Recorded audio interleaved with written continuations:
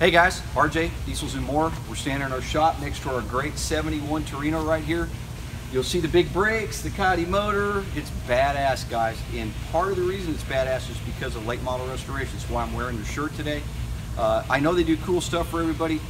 We hadn't really done business with them before.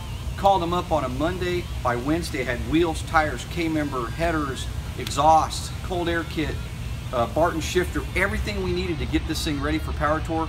This car will be in Power Tour or on Power Tour because of late model restoration. Guys, thank you so much. We appreciate all the hard work and the quick service.